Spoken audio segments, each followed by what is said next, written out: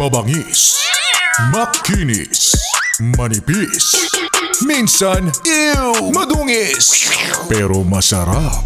Mwah! I-kiss. Sexy time na. Sexy Mega! Happy solid Wednesday morning sa mga yes friend kong naka 8 hours ng tulog. Grabe naman yung 8 hours na yan. I mean, 8 hours kahapon tapos 8 hours din ngayon. Ay, paano? Paano mo nagagawa? Totoo ba? Si Sexy Megan kasi pag nakaka 8 hours ako ng tulog, 8 hours in total yon, 4 hours kahapon, tapos 4 hours ngayon, ganun. Yung iba kasi talagang kaya pang matulog ng kaya pang matulog ng mahabaan. Ang Sexy Megan, sa dami ng problema niya, problema na ang alarm clock niya eh. So dun sa mga nakakatulog po talaga ng 8 hours, o yung iba nga sobra-sobra pa eh. Hindi ko alam kung paano nyo nagagawa, share naman po ng routine. Paano po ba yan? Kami kasing mga adulting, mga matatanda na, sige, magalit na ang dapat magalit, pero totoo yun. Dati akala ko si mama lang ang nagsasabi, baka marami lang siyang iniisip, ganyan-ganyan. Minsan sinasabi niya sa akin, ang hirap makatulog. Pagkadating talaga ng mga alas 5, nagigising na ako.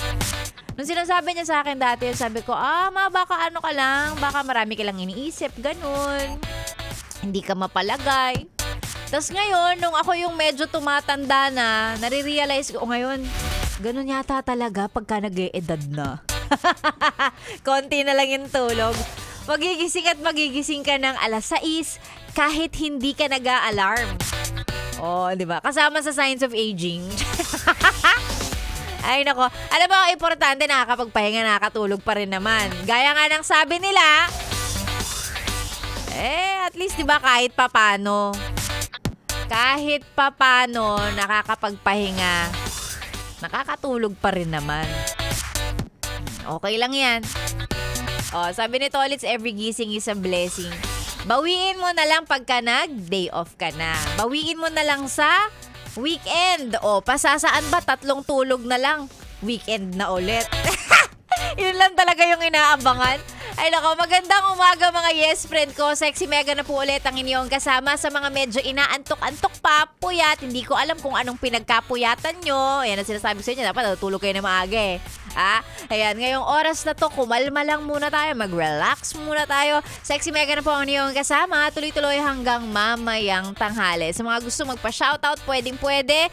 Hindi kita pipigilan, basta isend mo yan sa Facebook page na DJ Megan Yes FM. I-search na lang and paki-follow at paki-like na rin po ang page na yan. Kasi nagpaparami ako ng likes. Para kumita naman yung page ko, ano ba? Follow nyo nga, DJ Megan Yes FM. Maawa na kayo sa akin. Charay! Tayo na po ang magkakasama tuloy-tuloy hanggang mamayang tanghali sa stasyong masarap pakinggan habang nagre-relax ka dyan. Kalmahan mo lang. This is 101.1 Yes FM. Solid!